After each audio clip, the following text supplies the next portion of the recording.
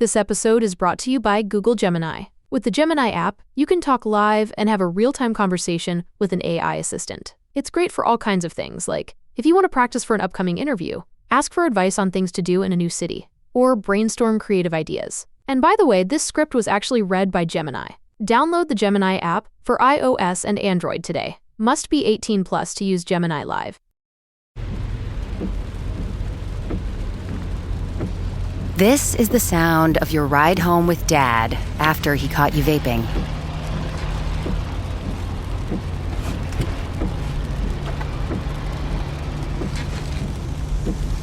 Awkward, isn't it? Most vapes contain seriously addictive levels of nicotine and disappointment. Know the real cost of vapes. Brought to you by the FDA.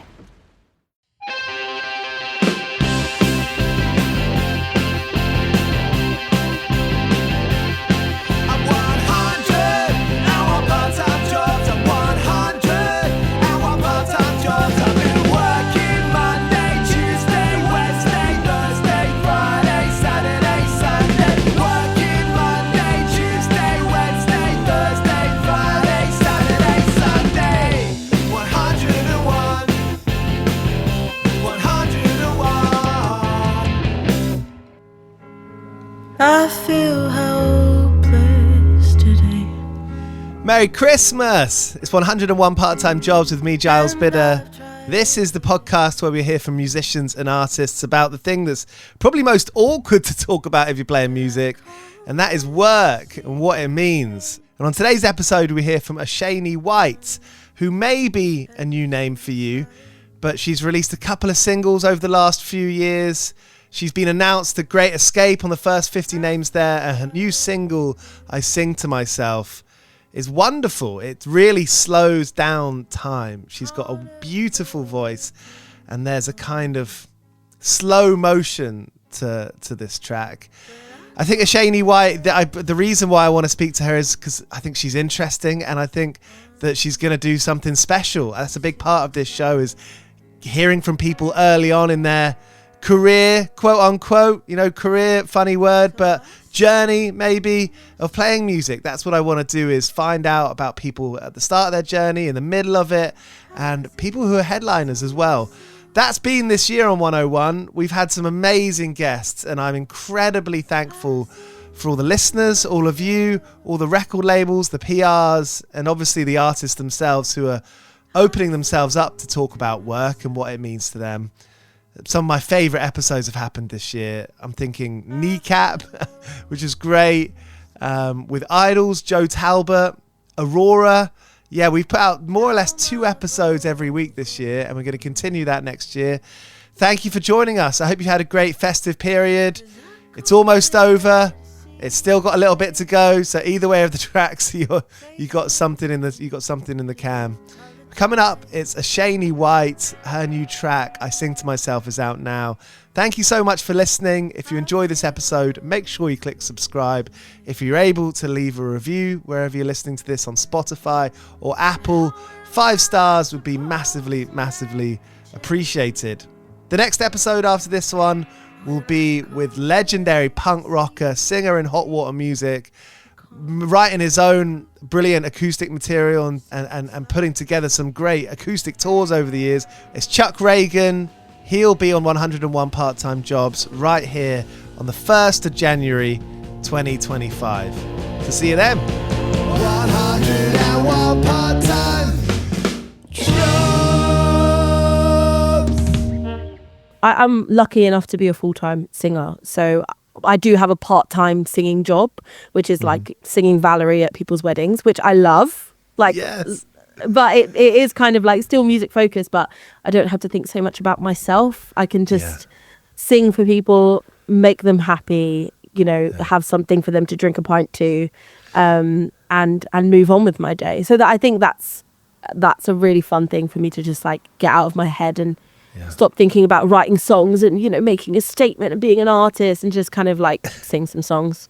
Yeah, and I guess the songs in your repertoire at those parties, at those events, they're all going to be good songs that make you smile, put you in a good mood, or hopefully do.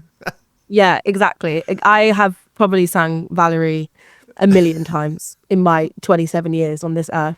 But I love it. And it makes people smile, so I'll How keep did you doing get into that? Because it's not just like a one fell swoop of like. Most people I know who have done kind of event work, there's still a lot of graft going on there. You know, that's not easy either. No. I think as soon as I knew I could make money from singing without going on X Factor or something, I was like, sign me up. So I think in every way I just kind of Googled groups that I could join and kind of filmed a little video of me singing and posted it on Instagram and kind of just told people that I'm up for doing that stuff. And then I think the hard part really is because you can get the gig. The gig's easy. To keep the gig is hard. Right. Because there's so many amazing singers that do stuff like that. So you have to then like, you know, be up on stage and make people enjoy themselves and, you know, get into the audience and do all of the things that are kind of cringe. But also really, really fun. So it was hard work to get there. And I kind of graduated music university in 2019, just before COVID happened. And I was like, I'm ready to take on the world. And then the whole world shut down. So I felt like I had a couple of years off, which was good, but also like setback. So I was like clawing my way in to try and get full time in doing those type of things. But yeah. I think one of the most challenging things of like becoming an adult or being in your late 20s is being like, okay, I've got this stuff that's behind me.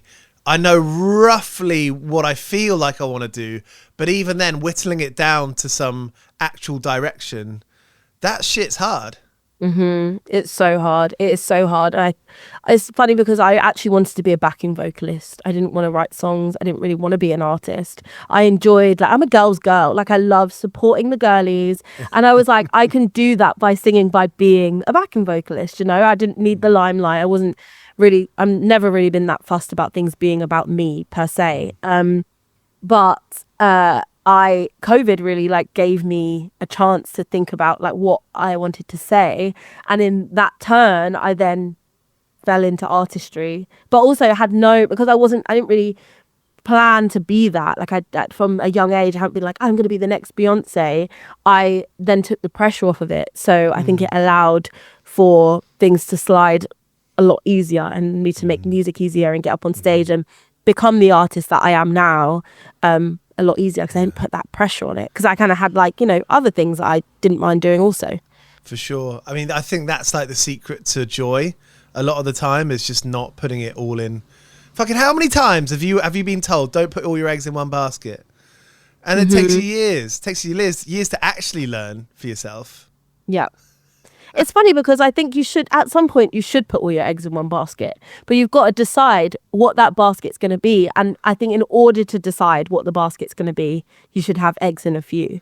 Because I've done so many things that are like, you know, definitely putting my eggs in a few baskets, but they've all been in the same area. Do you know what I mean? It's like doing backing vocals, doing like corporate stuff, doing customer service facing jobs, like all things that I knew I had to, you know, suck it up, put a smile on my face, be creative, be, you know, work well under pressure, all of these things. And it taught me the skills. So when I arrived at being a singer-songwriter artist and, you know, having labels talk to me or being nominated for awards, I knew how to handle those things. Like I knew how to, you know, so putting all your eggs in one basket it works sometimes. Everyone should work customer service for 6 months in their life. Oh my God. I think it should, you know how like to go into the army back in the day, it was like, it should be, you need to work in McDonald's for 6 months of your life and just figure it out. And I learned so much about myself from working at Nando's for 5 years. I literally think it built me as an adult person. Tell us about it.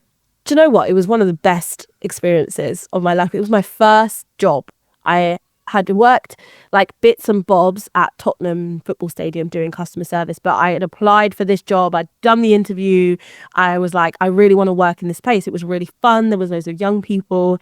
So I was 16 when I started there, and I left around 21, I think. Oh, that is a long ass time. That's 5 years to have a part-time job when you're a kid. Well, that's a lifetime. It was they would hire out nightclubs and we'd go and do these like amazing things, obviously when I was 18 plus, and I had like a family, and they would teach me how to be super confident and smiley. And, you know, and I always was, but it's like they saw that in me and was like, go and, be the host, like be a trainer, like teach people how to do things. Like they saw my skills and they helped me to hone those. So, and that was the Nando's thing. That was like a company thing. Yeah, it really is. It was a company thing. I haven't worked there in a long time, so I don't know if it still is. But yeah, it is like a company thing. They like build and grow young people and talent. I see a new sponsor coming along. Look, I don't ever want to pay for Nando's. I worked there 5 years. I never want to pay for Nando's again. So at Nando's, they've got a studio. They've got a studio there, don't they? They got a studio in town. They do, and it was so funny because they all knew I was a singer and they all knew what I wanted to do.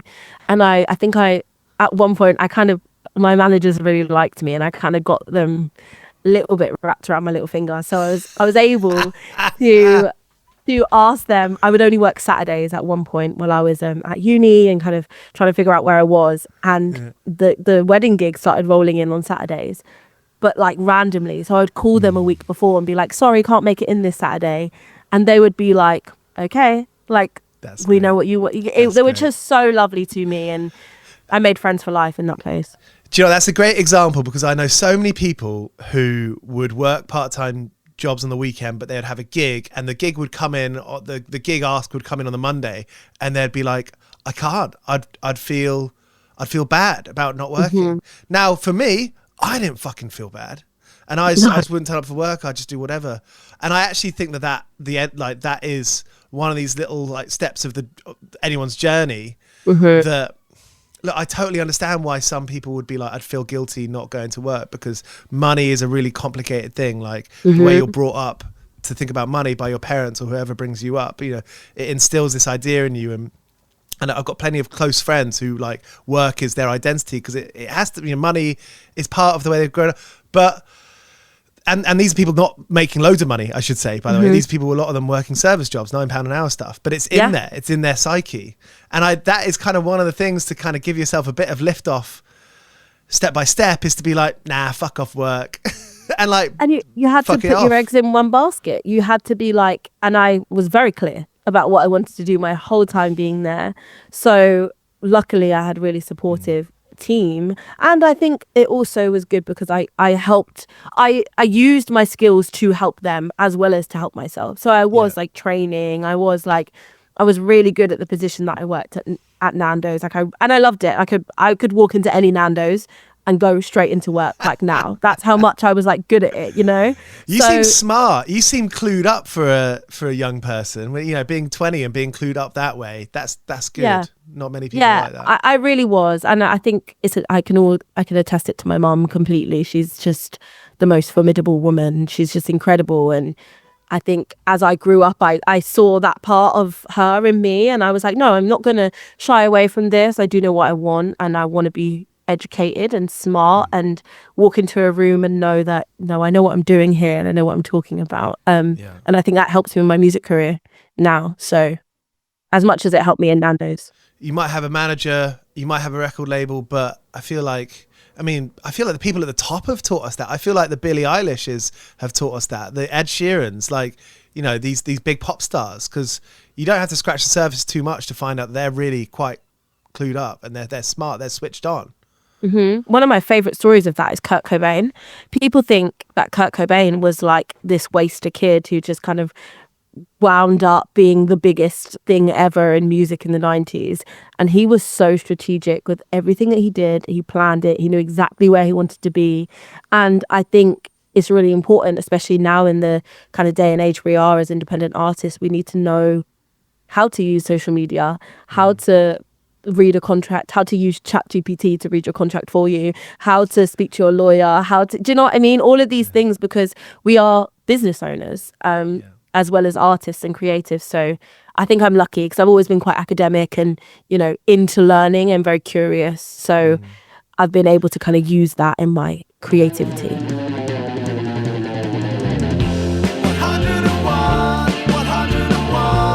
part-time jobs. 101 part-time jobs. What's the plan now? So the EP came out, and then the standalone single Like, do you have like a bit of a micro and a macro view of it? So you have one view where you're like, okay, what am I doing tomorrow? And then another view where it's like, okay, where am I going to be in 5 years' time? Yeah, I think so. I think I like to think forward always. So we've just released Cause for Concern, which I'm so proud of. And I sing to myself is the first single from another EP that's coming next year. Okay. So that's kind of like done. It's been done. And I'm kind of like, I love to keep moving. I love things to come out as kind of as soon as I write them, and it to just really show where I'm at in my career. So I hope, you know, in 5 years' time, hopefully I'll be on to like album 2 and I'll be feeling, you know, being in the moment of 5 years' time. But yeah, I'm always trying to plan, but also to remember and to show myself that things take time, you know, and I'm happy for them to take time, because I really want a sustainable music career. So, you know, I had to work in Nando's for 5 years to get to the point where I could tell them where I was going to work on a Saturday or not. And that's kind of where I want to be in my music career also. That puts it in context, doesn't it? And I Sing for Myself, it's got a great kind of production to it. It's got a production that it's calming in it. There's loads of music out right now that isn't and shouldn't be pigeonholed. And that is like and you know, obviously people have been making beats and music from their bedrooms for probably, you know, over about, you know, long time now. Yeah. And I think we're reaching that point where you'll hear something and you think, wow, that's really awesome. I don't know. Nilifer Yanya, just spoke with her the other day, but that's a great example of her records. They're just sonically so broad, but there's still an idea that there's still something so Nilifer about it. Mm-hmm. I think that's kind of the same kind of pot that I pull from as well. It's like I work with a producer, his name's Jibby Bettini, he's amazing, and this time round we were able to record at 5DB, who were helping me put together and release my music. So they have an amazing studio. That song, I Sing to Myself specifically, is a song that I wrote by myself on my sofa in my house, but taking it into this studio, state-of-the-art studio, and kind of on this amazing Neumann microphone, and having an engineer or my producer sitting in the room. And like, we wanted to make sure that it still had that feeling of how I wrote it, and felt calming. I tuned my guitar down to a healing frequency, which I use a lot in my live performances, because I really want the song, it is a mantra to me, it is like something I needed in the moment to really help to calm my nervous system and to kind of pick up all my things and carry on. So I wanted that to have that same feeling, even though we were in this studio. And the rest of the new EP in the new year is called Look What You Made Me Do, and it will be out by May, and the rest of it's recorded with the band, and it's really amazing. Like, I'm so like happy and proud and excited to have these amazing musicians in the room with me, just creating live music, because that's what I love. Awesome. And when you'd get to the end of a day of a session, you get to the end of the Thursday and you've been recording all day, what's that feeling like of getting the bus home? Oh my gosh, it's like electric. Like, I'm always, honestly, I class myself as like the moodiest babe ever, but I can never be moody in like making any sort of music, because I just have this massive smile on my face and I'm just buzzing with creativity and this like electricity of being in the room and creating something. So it doesn't matter whether I'm in the car, on the bus, or on the train. If I've come from a rehearsal or a gig or a studio session, I'm just like, this is my dream, this is where I wanted to be. So awesome. I just live in the moment at any chance I get. And that's reflected back by the people listening to the tunes. To us, it's like, oh, you know, you feel that energy, and you being bouncy or having that energy or whatever that kind of feeling is that you can't really put into words sometimes. When you hear someone that gives off that, or you see them live, or you feel that, you know, that's a shared feeling. I think, you know, it's easy to get a bit like hippy dippy about this stuff, but it is true. Like, that's the feeling of music, that it's so empowering, it's so fun, it's so bubbly, you know, it's a language, right? 100%. And that's why I make music. Like I said before, I'm not trying to be the next Beyonce or whatever. I would love to. She seems like she does not have to have a part-time job. But I just want to connect through this language that is music. And the actual, it does sound very cringe and cliche, but it's like, it's energy sharing that you don't get anywhere else. And I'm very lucky to have a voice and be able to do that for people, as well as myself. So I don't take it lightly what I can do. That's sick. I mean, it seems like you're obviously at the beginning of your music career, But still, as a late 20s person, I think that sort of young age is getting pushed further and further back, isn't it? Yeah, I do think so. And I think it should. I think you should stay young. I think what you die when you stop learning, really. That's what it is. So it doesn't matter how old you are. And, I went into COVID at 22 and came out 25. Like, I was like, whoa, this just, what just happened? And I think a lot of people are like wanting to hold on to their youth in the sense of what they think youth is, which is like, I don't know, maybe, having cuddly toys or something. But I think your youth is your willingness to see the light side in things and stay curious and stay learning. So that's what I want to do, I think. For sure. And you say cuddly toys, but and it's like cartoons. You see a lot of cartoons now. Mm-hmm. But cartoons are like, I think it's the same thing. It's just like, yeah, it is. It's playful. You don't take it too seriously. You don't have to take life seriously the older you get. Like the old people that still like crack jokes and they've got style and all of those things. Those are the ones that like don't take life too seriously. And they just That's go. us. We're going to be 65 and I'm going to have green hair. You're going to be wearing stiletto platforms. Amen. I'm down. I'm bang up for that. Me too.